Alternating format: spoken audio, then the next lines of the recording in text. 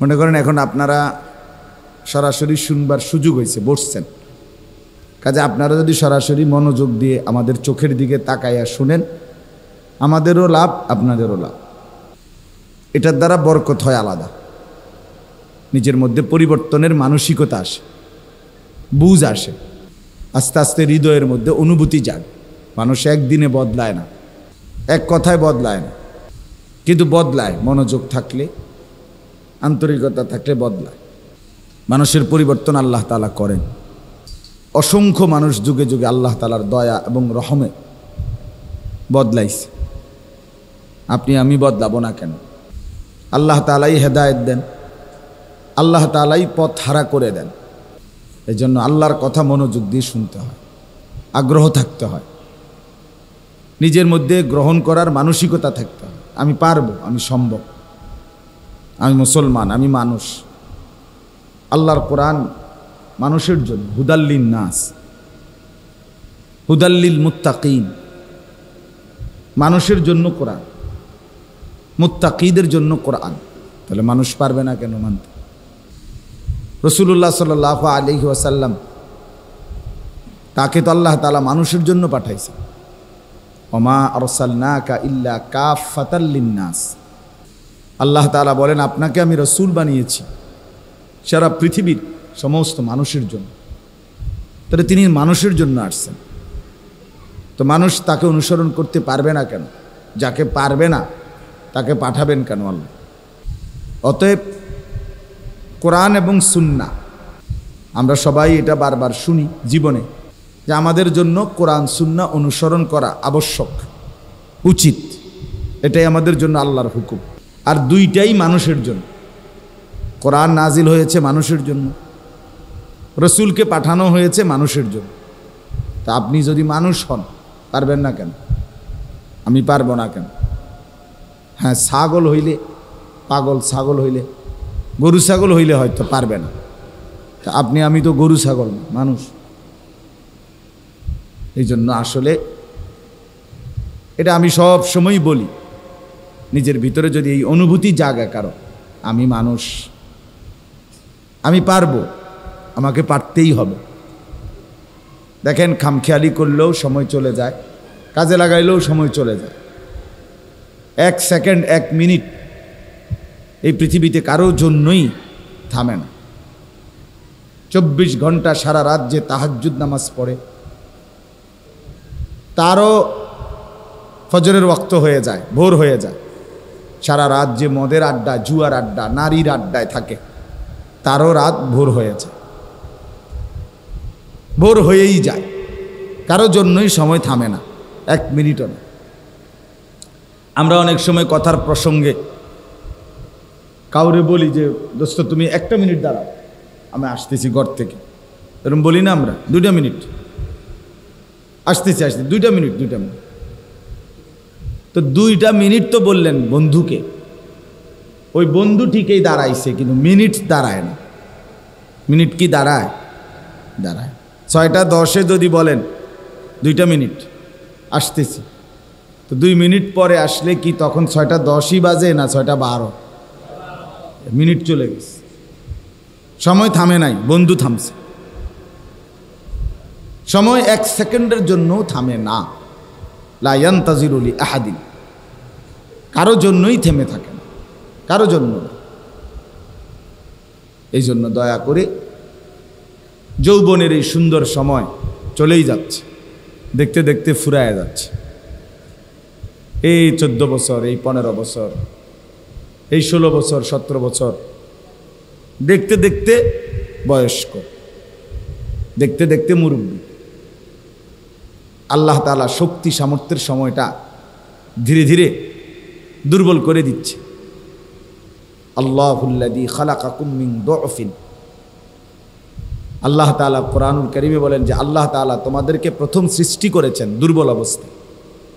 তোমরা যখন বাচ্চা ছিলে দুর্বল ছিলে। সুম্মা জাআলা মিন বা'দি দুআফিন কুওয়াতান, অতঃপর সেই দুর্বল দেহে তিনিই দিয়েছেন ধীরে ধীরে শক্তি। কুওয়াতান, ওই আগেরই হাত, ছোট্টবেলার হাতেই এগুলো, আল্লাহ তাআলা এগুলোর মধ্যে শক্তি দিয়েছেন, এখন এগুলো মজবুত হাত, শক্ত হাত। নওজোয়ানের হাত মজবুত, পাও মজবুত। এটা আলাদা হাত পাও না, আগেরটাই। সুম্মা জাআলা মিন বাদি কুওয়াতিন দু'ফান ওয়া শাইবা। আল্লাহ তাআলা বলেন, অতঃপর তিনি আবার পুনরায় সেই শক্তি সামর্থ্য ওয়ালা দেহে ফিরিয়ে দিয়েছেন বৃদ্ধ এবং দুর্বল অবস্থা। এই যে এখন আবার দুর্বল।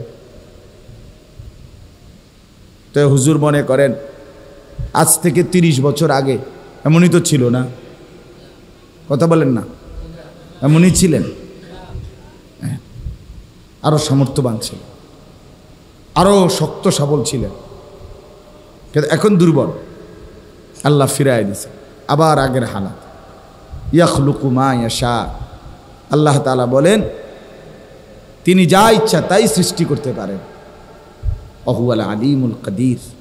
তিনি সব জানেন, তিনি সব ক্ষমতা রাখেন। এজন্য ভাইয়া এটা বোঝা দরকার, অনুভূতি থাকা দরকার যে দেখতে দেখতে আমার হায়াত, আমার সুন্দর শক্তি সামর্থ্যপূর্ণ শরীরটা ফুরায় যায়, ফুরায় যায়। আমি প্রায় বলি, একসময় আমি কি পরিমাণ ঠান্ডা পানি, 7 আপ, কোক, দই, ফ্রিজের একদম ঠান্ডা খাইতাম। আমার মনে হয় এখন আস্তা বোতল 7 আপের আধা লিটার 1 লিটারও খাইয়া ফেলছি, একদম ঠান্ডা। কিন্তু এখন আমি এই প্রচণ্ড গরমের মধ্যে ঠান্ডা পানি খাইতে ভয় পাই, খাইয়ে না। তাইলে কোথায় হারায় গেল সেই সামর্থ্যপূর্ণ সময়টা? আমি গত কোনো দিন আগে, 2-3 বছর আগেও, 2 বছর হবে, এর আগে কোনো দিন চশমা পরিনি, কোনো দিনও না। কমপক্ষে 40 বছর বয়স পর্যন্ত, আমার এখন 42 বছর শেষ, তো চশমা পরি নাই আমি। এখন আমাকে চশমা পড়তে হয় লেখাটা দেখার জন্য, রিডিংয়ের জন্য। তাহলে কোথায় হারায় গেল সেই সামর্থ্য? প্রতিদিন কোমরে ব্যথা করে, পিঠের এখানে ব্যথা করে, মাজায় ব্যথা করে, সব সময়। গাড়ির মধ্যে একটা আমার সিটের উপরে আরেকটা সিট আছে আলাদা, আমি এটা ডাক্তারে দিছে আমারে, ঢাকা ইবনে সিনা হসপিটালের একজন বড় ডাক্তার। তো এটা আবার কিনছি ঢাকা থেকে, এটা আলাদা ফোমের আলাদা সিট, ওইটার উপরে থাকে, এটার মধ্যে আমি বসি। তাহলে কোথায় হারায় গেল সেই সামর্থ্যপূর্ণ সময়? আমার এই হায়াত, আমি আমার জিন্দিগির সাক্ষী, আমার জীবন আমার মনে আছে, আমি তো বলি নাই। এই জন্য হায়াত কাজে লাগাই।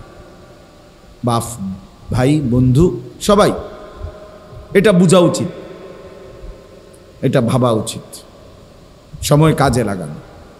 ওই যে ভাই মোবাইল এটা তুলেন না,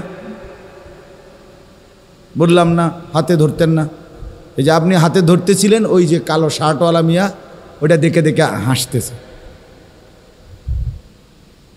আপনি সেদিকে চান কিতা? আমি দেখছি না, সিরা খাই বেটা,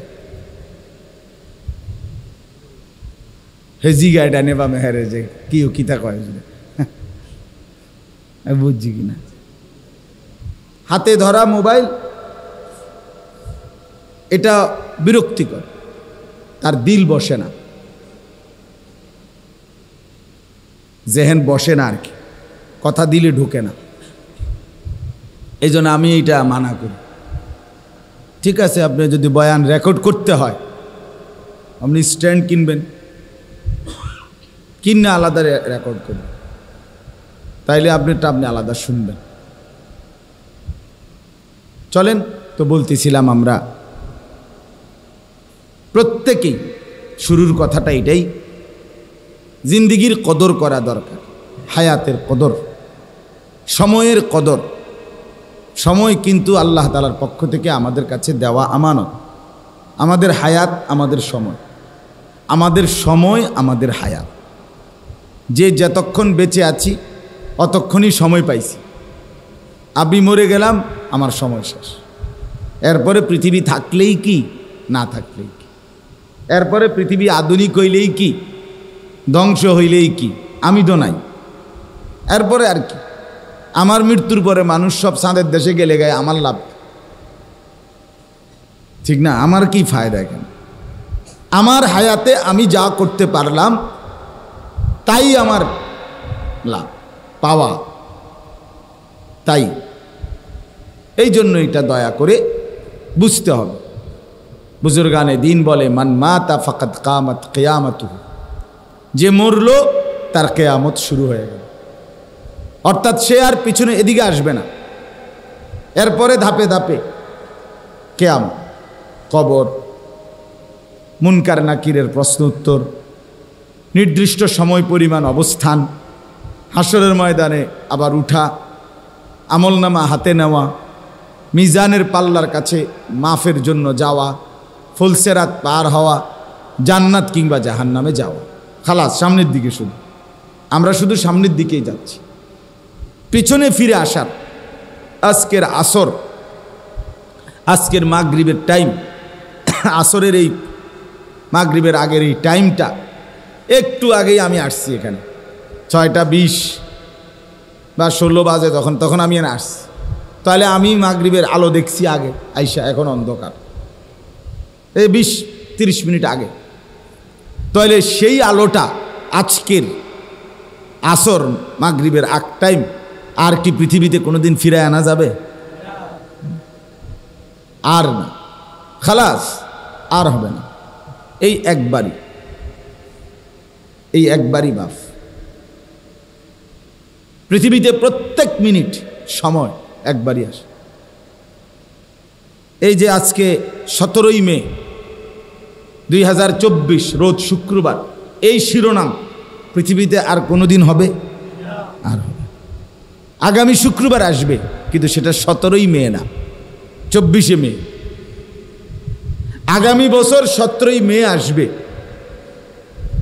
কিন্তু সেটা 2024 না, 2025। তাহলে এই শিরোনাম আর হবে না, এটাই শেষ, এটাই শেষ। তাহলে আমার হায়াতের প্রতি মিনিট আর আসবে না। আমি আর পেছন দিকে আসতে পারবো না, ইউটার্ন দিয়েও না। রাস্তার ইউটার্ন হয়, জিন্দিগির ইউটার্ন হয় না। হায়াতের কোনো কি নাই, সময়ের কোনো ইউটার্ন নাই। আরেকবার ফিরে আসেন। আপনি গড়ির কাঁটা ইচ্ছা করে আপনি এটাকে পিছাই দিলে লাভ হইতো না। আপনার কাঁটা, আপনারটা ডিস্টার্ব করবো মানুষের, গড়ি কবো গড়ি, এটা ডিস্টার্ব, স্লো। এই জন্য আমরা চলেন বাপ, আপনাদের কাছে অনুরোধ করলাম, ছেলেরা, ভাইয়া, তোমাদের কাছেও বললাম, সব মিলাইয়া একসাথের কথা হলো এটা, কেন নামাজ পড়বা না, কেন আল্লাহকে চিনলা না, মানে কি কারণ, কেন পছন্দ হইল না মোটেই নামাজ পড়াটা, কেন ভাল লাগলো না? সবই ভাল লাগে। এই গরম, এটাকে ছেড়ে দেওয়ার, এখান থেকে গরমের এই পৃথিবী থেকে অন্যত্র যাওয়ার কোনো সুযোগ আছে কি? তাইলে আল্লাহর এরিয়া থেকে যাওয়ার তো কোনো সুযোগ নেই। তা আল্লাহকে বাদ দিলাম কেন? ইয়া মাশারাল জিন্নি ওয়াল ইনস ইন ইসতাতাতুম আন তানফুযু মিন আকতারিস সামাওয়াতি ওয়াল আরদ ফানফুযু। রব্বুল আলামিন বলে, হে মানুষ এবং জিন, যদি ইচ্ছে করো তাইলে আমি আল্লাহর আসমান এবং জমিনের সীমানা থেকে বেরিয়ে যাও, দেখো তো পারো কিনা। ফানফুজু, বের হও। গুনাহ করছো না ফরমান, আমার সীমানা ছেড়ে দাও। সেজদা দিবানা না ফরমান আমাকে, পড়বানা মাগরিব ফজর জোহর আসর, তাইলে বেঈমান সরো আমার এলাকা থেকে, বাইরে বেটা। দুনিয়ার মানুষ তো বলে, মিয়া তুই আমার দল করো না, তুই আমার সামনে যা বেটা, থেকে বেটা, তুই আমাদের অফিসে আমাদের কোম্পানিতে কাজ করো না, আবার এসে এনে ঘোরাঘুরি করছো, বেরো বেটা এখান থেকে, বেরো। কেউ যদি ক্ষমতাধর হয়, একটু বেশি পাওয়ারফুল হয়, সে তো আরো শক্ত কথা বলে, বেটা একদম লাথি দিয়ে বাইর করে দেবো বেটা এখান থেকে, বাইরো বলে কিনা বলেন না কেন? আল্লাহ তাআলা যদি ফেরেশতাকে বলে যে তার একটা লাথি দিয়ে আয়, মার একটা লাথি তারে, এই অসভ্য মাগরিবের নামাজ কেন পড়লো না, মার, ট্রাম করে একটা লাথি মার, কি হবে তখন?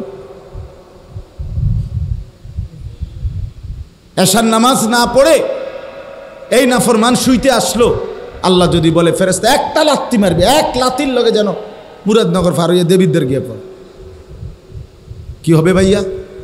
আল্লাহ পারবে না? কি পরিমাণ ইহসান ও করম রবের, আল্লাহ তাআলা কি পরিমাণ দয়া, কি পরিমাণ দয়া। দেও, বসাও না, ওই ভাইদেরকে বসতে দাও, কোনো না কোনো সুরতে বসাও, সলিমুল্লাহ মৌলানা বসাও ওদেরকে, ওখানে আর একটু আগায় দাও, বেশি আগান যাইতো না, গরমের কারণে ইচ্ছা করে না আমি কই না যে আরো সাফান, কেমনে কই বেটা করে, ও হুজুর আমি এটা কোনো বিচার নাই আপনার ভিতরে, তো গরম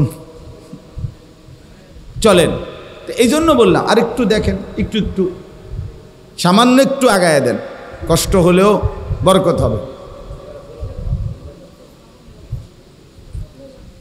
এই জন্য আমি অনুরোধ করলাম, বাপ সবাই একটু একটু আগায় দেন, একটু আগায় দিলে আরো 10 জন ভাইও যদি বসতে পারে সওয়াব পাবেন। এই 10 জন মানুষের বসার সওয়াব আপনারা পাইবেন ইনশাআল্লাহ। সামান্যটুকু জায়গা, বেচারার যেটুকু সামর্থ্য চেষ্টা করছে, হুজুর আমার মুরব্বী যেতটুকু সামর্থ্য ছিলেন এতটুকুই করছেন। আল্লাহ তাআলা মাদ্রাসার জন্য বড়সড় জায়গার ইন্তজাম করে দেন, আল্লাহর জন্য কিছুই না। ওমা যালিকা আলাল্লাহি বিআজিজ, আল্লাহ তাআলার জন্য এটা মোটেই কঠিন নয়। তো বাপ আমি 2টা আয়াত পড়ছি, আয়াতগুলো এখন বলতেছি, কিন্তু মূল আপনাদের কাছে প্রথম কথা আমি বলে নিলাম, দয়া করে জিন্দেগি কাজে লাগান। কেন গাফলতি করবেন? এটা কেমন ইনসাফের কথা? মানুষ এত বিবেকহীন হবে কেন? মানুষ তো আর জানোয়ার না, মানুষ তো কুকুর না, বিড়াল না, শূকর না, মানুষ তো গরু ছাগল না, মানুষ। অতএব সে তার মালিককে চিনবে না কেন? আল্লাহকে সেজদা দেবে না কেন? কি লাভ? নামাজ না পড়ার দ্বারা কি বেনিফিট? আল্লাহকে নারাজ করে লাভটা কি? কি হলো? আল্লাহ তাআলা কোন দিকে আমাদের লস করে দিলেন? তার চাইতে বেশি বড় দাতা কে আমাদের? তার চাইতে দয়ালু মনিব কে? 24 ঘন্টা যিনি আগলাইয়া রাখেন আমাদেরকে, সেই আল্লাহ। তার বন্দিগিটুকু ভাল লাগলো না, কেমন হইল এটা? আল্লাহ আমাদেরকে বুঝার তৌফিক দান করেন। ইয়া আইয়ুহাল ইনসান মা গাররাকা বিরাব্বিকাল কারীম। রব্বুল আলামিন বলেন, হে মানুষ, আমার মতো দয়ালু মেহেরবান মনিব থেকে কে তোমাকে ধোঁকা দিয়ে ভুলিয়ে দিল? এমন মেহেরবান মাওলা তুমি কই পাবা?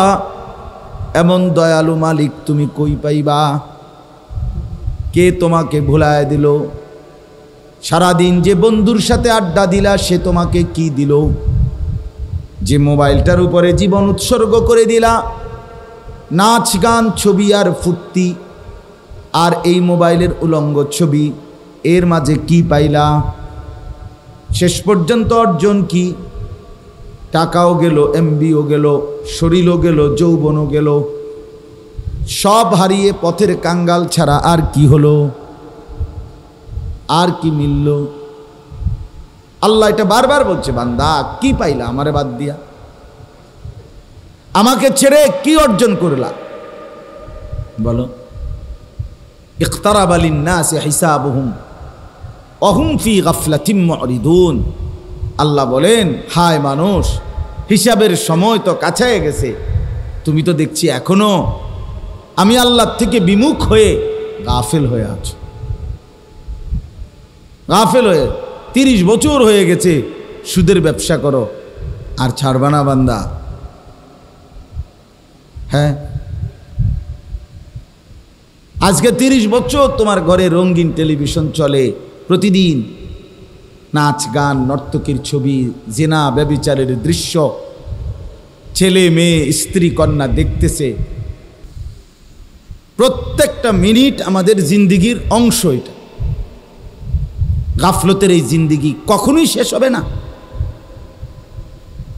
খামখেয়ালি কি কখনোই শেষ হবে না? কি আশ্চর্য কথা! সারাক্ষণই কি কথা, সারাক্ষণই দুষ্টামি, সারাক্ষণই হাসি, ধাক্কাধাক্কি, মোবাইল, নাচ গান। এটা কোনো জিন্দিগি হলো মিয়া? মানুষ তো কিছুক্ষণের জন্য ভাবে, মাঝে মধ্যেও তো ভাবা উচিত একটা মানুষ যে হায় কি করছি, হায় কি করছি। আমি তো একেবারে প্রত্যেক দিন আলহামদুলিল্লাহ নিয়মিতই ভাবি যে আমার আর কি কি কাজ বাকি, কি কি রইল। আল্লাহ আমাদেরকে মাফ করে দেন। এই জন্য আপনাদের কাছে অনুরোধ করলাম, যুবক ভাইদের, তোমাদেরকেও শক্ত কথাই শুনতে হবে, ফিরতে হবে, একজন একজন করে হোক। আমার 30 বছরে যদি একজন করে 30 বছরে 30 জন নওজোয়ানও বদলায়, আর এই একজনের চোখেও কোনোদিন পানি পড়ে, আল্লাহর বন্দিগিতে ফিরে আসে, আশা করা যায় আল্লাহ চাইলে আমাকে তো এই বরকতে মাফ করে দিবে।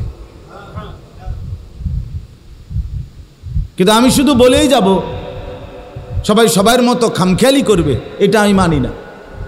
আমার এই তবিয়ত শক্ত, আমি সারাক্ষণ টর্চ লাইটের মতো চোখ ঘুরাই, যতক্ষণই বয়ান করি নজর ঘুরাই চারদিকে। গাফেল মানুষ আল্লাহ তাআলা নিষেধ করছে কোরআনে, ওয়ালা তাকুম মিনাল গাফিলিন। বন্ধু আমার, গাফেল হবেন না।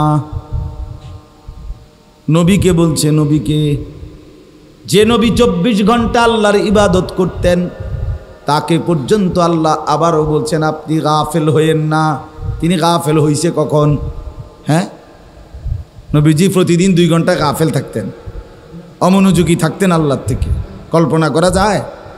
তবুও বলছেন আল্লাহ, ওয়ালা তাকুম মিনাল গাফিলিন ওয়ালা তুতি' মান আগফালনা কলবাহু আন যিকরিনা। আল্লাহ বলে, যার অন্তর আমি আল্লাহর স্মরণ থেকে গাফেল, আপনি বন্ধু তার সাথে বসবেন না, এমন ফালতু মানুষের লগে বইবেন না। 7 ঘন্টা বেটা তোর লগে হাঁটলাম, তুই একটাবার আল্লাহর নাম নিলি না।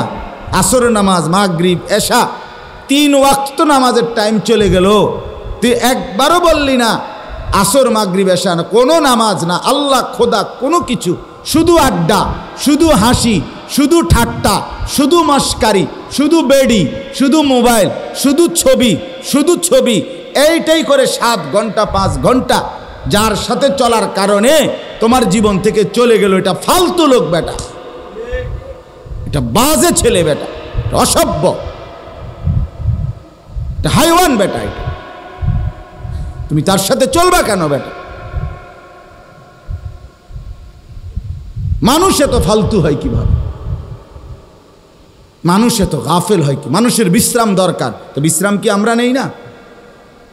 বিশ্রাম কি আলেমরা, ওলামারা, আউলিয়ারা কেউ নেয় না? মানুষের বিনোদন দরকার, তো হালাল স্ত্রী আছে না?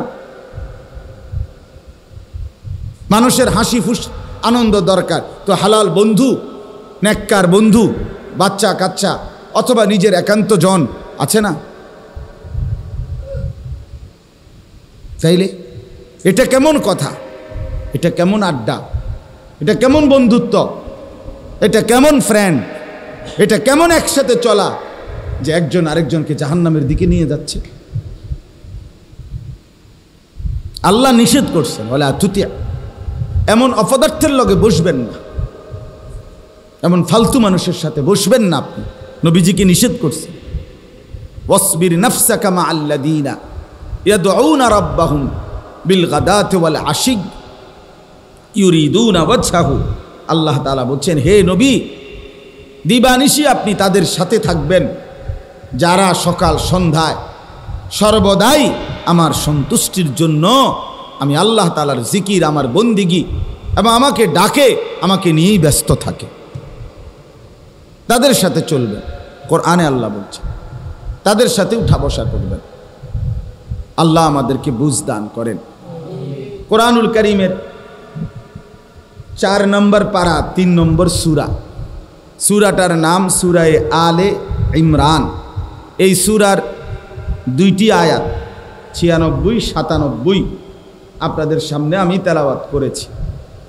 যেহেতু এখন হজ এবং কোরবানি এটারই মৌসুম, হজের মাস, এবং সামনে আমাদের জন্য কোরবানিও, তো বিশেষ করে হজ্জের মৌসুমে ওলামায়ে কেরাম, মসজিদের খতিব সাহেবগণ, মাহফিলের বক্তা ওয়াইজগণ এই মৌসুমে যখনই বয়ান করে স্বাভাবিকভাবে হজ্জের উপরে, কোরবানির উপরে আল্লাহর বান্দাদেরকে বয়ান করে, কথা বলে। কারণ শীত সিজনে যখন আমাদের অঞ্চলে ব্যাপক মাহফিল হয়, বড় বড় সম্মেলন হয়, মাহফিল হয়, স্বাভাবিকভাবে আমাদের দেশে তো শীত মৌসুমের ওই 5 মাস 4-5 মাস প্রতিদিন বড় বড় বিশাল বিশাল সম্মেলন হয়। আলহামদুলিল্লাহ, অনেক বক্তারা বয়ান করে, ইন্তেজামও বড় হয়, 2, 4, 5, 10 লাখ টাকা খরচ করে বড়সড় আয়োজন হয়। কিন্তু ওই সময় যেহেতু হজ্জের মৌসুম থাকে না, স্বাভাবিকভাবে কোরবানি, হজ এই নিয়ে আলোচনা তেমন একটা হয় না। এই সময়টাই জন্য ওলামায়ে কেরাম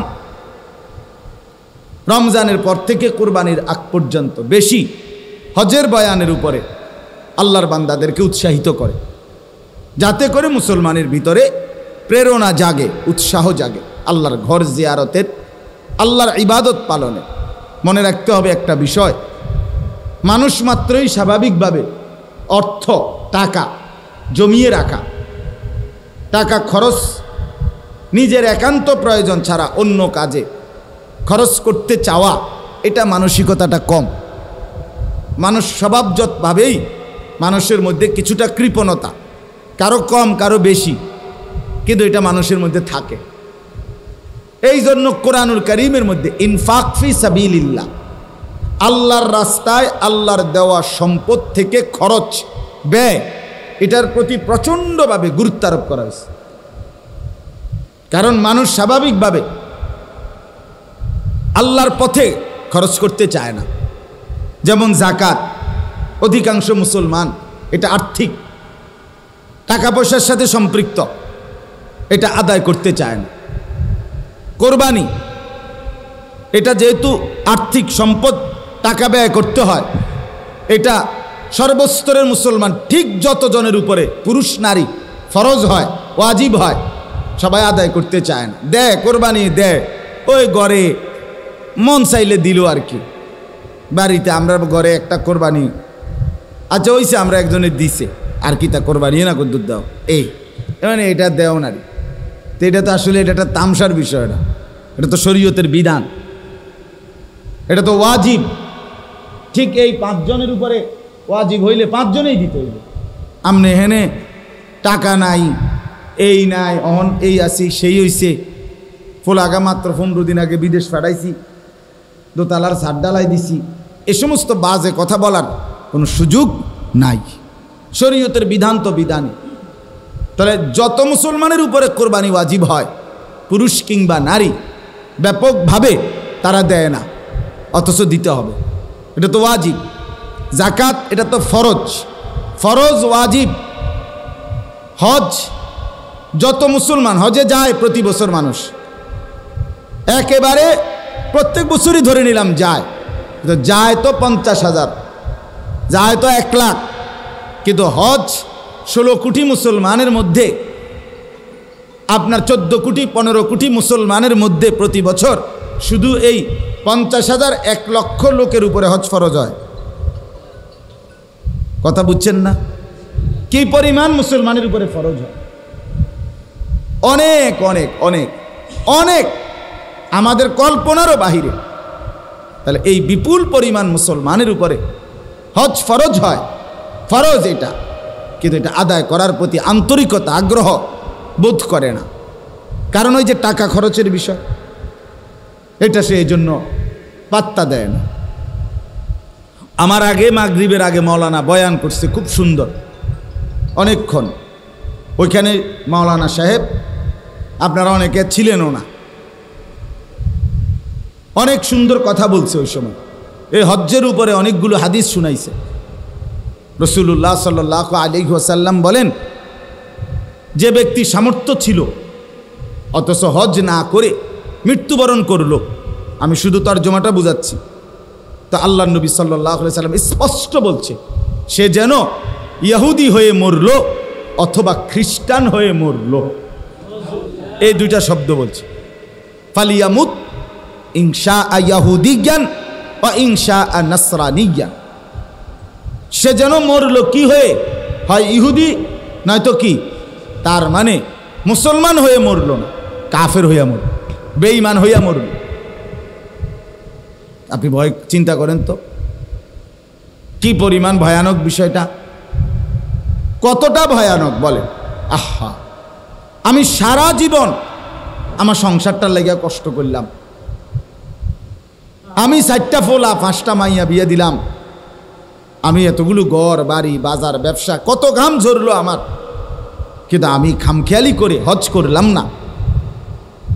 এই বউ বাচ্চাগুলারে খাওয়াইতে গিয়া বাড়ি ঘর বিল্ডিং কেহই নিজের টাকাটা সবটা নিজে বন খায়, বলে না আমি দিয়ে সব দিয়া বন কিনালামু, বিজে বিজে খামু, এরুমনি।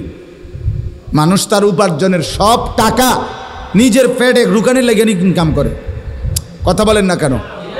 স্ত্রী সন্তানের জন্য মানুষ সবটুকু কোরবানি করে। কত মানুষ, কত অভিভাবক, পরিবারের প্রধান বাচ্চা কাচ্চার মুখের দিকে তাকাইয়া নিজের সুখ আহ্লাদ সব কোরবানি করে দেয়। নিজে একটা গেঞ্জি, সন্তানের 10টা গেঞ্জি, নিজের একটা লুঙ্গি, সন্তানের 10টা লুঙ্গি, নিজে খায় কোনো রকম, সন্তান আরামসে থাকে। কেন? আমার বাচ্চা, আমার সংসার, আমার ছেলে মেয়ে। আমি এবছর রমজানে উমরায় ছিলাম যখন মক্কা শরীফ, তো ওইখানে আমি মক্কায় বাংলাদেশি যে প্রবাসী ছেলেরা থাকে, আমাদের প্রবাসী, ওদের সাথে আলহামদুলিল্লাহ আমার অনেক সম্পর্ক, অনেক প্রবাসী আমগরে মহব্বত করে, ওইখানে গেলেও দৌড়ায় আসে, দেখা করে। তো আমি এইবারও মক্কা শরীফ কাছাকাছি হালাকা আছে, ওইখানে আমি গেছি। ওনাদের এরকম হোটেলে তারা যেখানে থাকে প্রবাসীরা, ওদের এরকম রোমের মধ্যে বয়ান করছিলাম রাতে, এই সময় রাতের প্রায় 1:30-2টা বাজে এই সময়। তো প্রায় 26-27 জন বা 30 জন হবে এরকম ছেলে পেলে আসছে। তো এরপরে আপনার ওখানে অনেকক্ষণ প্রবাসীদেরকে বয়ানের পরে একটা ছেলে, ব্রাহ্মণবাড়িয়ার বাড়ি, আমারে পরে জড়ায় ধরা বলতেছে, হুজুর আমি আজকে 8 বছর বিদেশ, এই 8 বছরে কোনোদিন আমি একজন ভালো ডাক্তার আমার কোনো রোগ শোকের জন্য দেখাই নাই। হুজুর কসম দেখাই নাই। কেন? কয় এখানে ডাক্তার দেখাইলে যে ওষুধপত্র চিকিৎসা যা দেয়, এগুলো যদি আমি সবটা খরচ করতে যাই আমার 15-20 হাজার টাকা চলে যাবে, তো আমি বাড়িতে পাঠাবো কেমনে? আমার বউ বাচ্চার জন্য টাকা পাঠাবো কিভাবে? এই জন্য ব্যথা বেদনার 2-1টা ওষুধ ট্যাবলেট খাইয়া পইরা থাকি। তো ছেলেটা আমার বলতেছে, হুজুর 8 বছরে আল্লাহর কসম আমার ব্যক্তিগত সুখ আনন্দ বলতে কি জিনিস আমি জানি না, আমি কোনোদিন দেখি নাই হুজুর। আমি সারাক্ষণ আমার ফিকির থাকে হুজুর, বউ বাচ্চা, মা, বাড়ি ঘরে কিছু টাকা যেমনি পারি পাঠাই। এভাবেই তো সবাই, এভাবেই মানবেতর ভাবে থাকে, কষ্ট করে থাকে। একটা রুমে 12 জন 14 জন, কেউ চকিতে কেউ ফ্লোরে মিলাই জিলাইয়া থাকে, নিজেরা রান্না করে খায়, নিজেদের কাপড় নিজেরা ধোয়, নিজেদের কাপড় নিজেরা ধোয়। 12 ঘন্টা 14 ঘন্টা ডিউটির পর 1 ইঞ্চি, আমি যেমন আমি এই রাত্রে সারাদিন দৌড়াদৌড়ি করে রাতের 3টা 3:30 বাসায় গেলে তা আমার শরীরে তো আর কোনো বলই থাকে না, তখন একেবারে দুর্বল হয়ে যায়। তো একজন মানুষ 12-14 ঘন্টা ডিউটির পরে তার শরীরে আর ক্লান্তিটা কেমন? আর বিদেশে ফাঁকি তো দিতে পারে না, আমরা দেশের মতো সদবদ ফাঁকি ঝুঁকি আছে এখানে। তো সব কিছুই তো ক্যামেরা, সব কিছুই ক্যামেরার মাধ্যমেই তো জরিমানা, গারামা। গারামা মানে জরিমানা, শুধু গারামা। সৌদি আরবে দেখছি ট্রাফিক রে, রাস্তার যে ট্রাফিক, এই যে গাড়ির ড্রাইভার, ট্রাফিক রে আমার মনে মালাকুল মৌতরে এত ভয় করে না, ট্রাফিক রে এত ভয় করে দেয় সৌদি আরবে। এতটা কঠোর ট্রাফিকের আইন। তাইলে আমার বলার উদ্দেশ্য হলো, এত কষ্ট করে একটা মানুষ জীবনের সবটুকু পরিবার, স্ত্রী, সন্তান সবার জন্য দিয়ে দিল, বিনিময়ে যদি কবরে গিয়া শুনে তার মরণ ইহুদির মরণ হইল, খ্রিস্টানের মরণ হইল, বেঈমানের মরণ হইল, আহা আফসোসটা কেমন হবে? কথা বলেন না? হায় হায় রে, 3টা ফুট বিদেশ পাঠাইলাম, 3-12 লাখ টাকা ব্যবস্থা করতে আসছি, হজের বুঝি 5 লাখ টাকা ব্যবস্থা করতে পারলাম না হইলে। কথা বুঝছেন না? তখন আফসোস করবে কিনা? তখন তো এটা বলবে, আহারে কি করলাম রে, হায় হায়, এরম জানলে তো এত বড় ভুল আর করতাম না আমি, বোকামিটা কি বোকামিটা করলাম রে।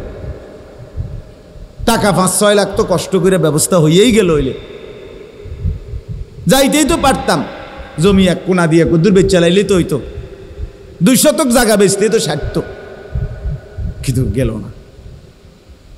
কোনো মুসলমানের কাছে আপনার মনে করেন এই রাস্তার পাশে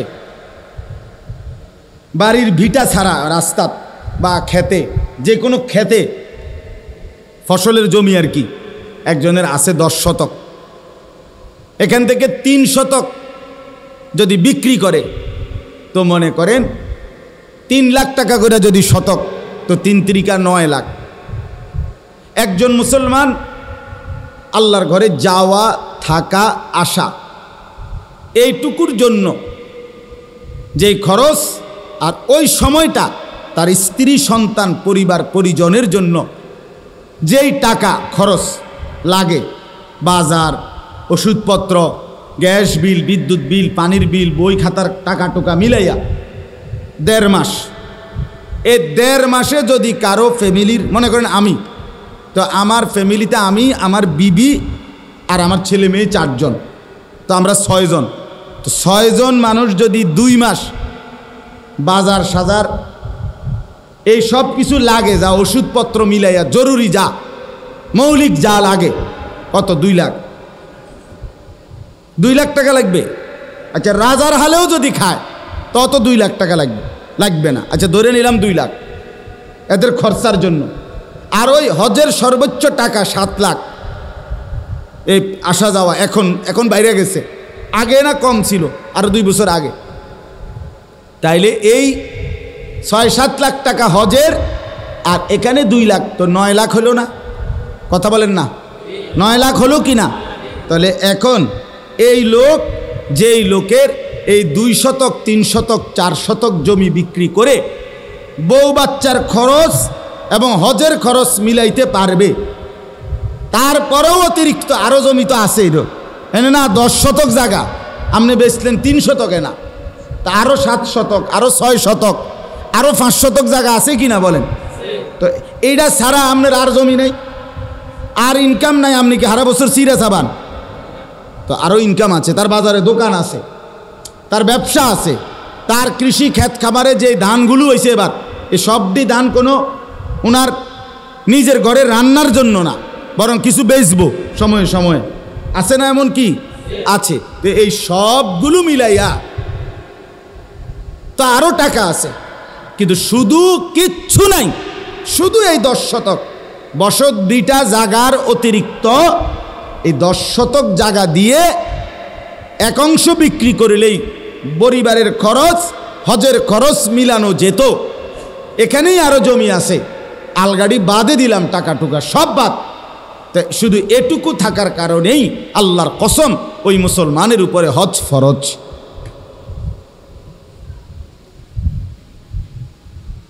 এবারটা বইয়া রয়েছে, এবার ফুতে যে বছর বিদেশ থেকে টাকা দিব তো ওই হেবাটা হজে যাবে। আমাদের জমিডি কথা বলেন না কেন, আপনার জমি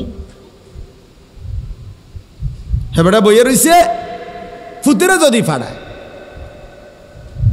হেবাটা বৈশা রয়েছে, যদি এই দোনো মাইয়া বিয়ে দিয়ে সারে এরপরও যদি টাকা থাকে মিলাইতারে তো যাইব, নলে বাদ দেয়। উনি বসে রয়েছে, যদি এই বিল্ডিংয়ের কাম শেষ করতে পারে তাইলেও হজে যাবে। উনি বসে রয়েছে, বাড়িতে মোট জমি হলো বসতে 20 শতক, তার সাসার লগে দিয়ে আরো 10 শতক আছে। এ জমিয়ান যদি কিনতে আরে আল্লাহ আল্লাহ করিয়া তাইলে বাড়িটা একটু সুন্দর হয়, গেটটা সুন্দর হয়, ওয়ালটা সুন্দর হয়, এরপরে আমরা হজে যাইব। হ্যাঁ বাবা মুসলমান, হজ ফরজ হওয়ার সাথে এগুলোর কি সম্পর্ক? ছেলের বিয়ে, মেয়ের বিয়া, ছেলের বিদেশ, বাড়ির বিল্ডিং, জমি ক্রয়, এগুলোর সাথে হজ্জের কোনো সম্পর্ক আছে কি? আল্লাহ আমাদেরকে বুঝার তৌফিক দান করে। এই জন্য বললাম এটা গুরুত্বপূর্ণ, অনেক গুরুত্বপূর্ণ বিষয় হজ। আমি শুধু একটা মাসালা বললাম, এখানে এটা পুরা অগণিত ফতুয়া এখানে আছে, তো আমি বুঝানোর জন্য বললাম, আপনার একটা স্যাম্পল বললাম আর কি।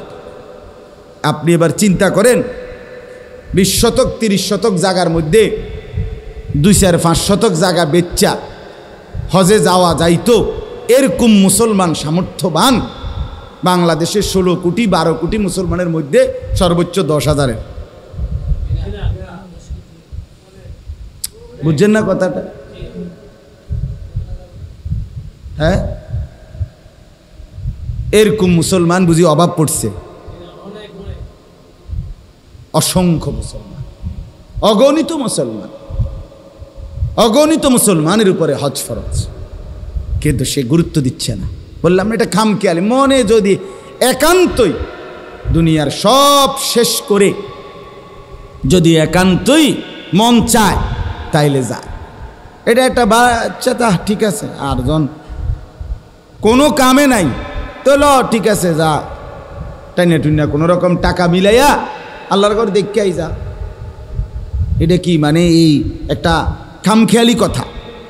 এটা ফরজ না তো? 5 ওয়াক্ত নামাজ এটা খামখেয়ালি নাকি ফরজ? তো হজ তো ফরজ, যাকাত তো ফরজ। এই জন্য আমি আপনাদের কাছে অনুরোধ করলাম, প্রথম আরো অনেক মাসআলা আছে হজ্জের, কোরবানির, কিন্তু এটা আপনাদেরকে বললাম।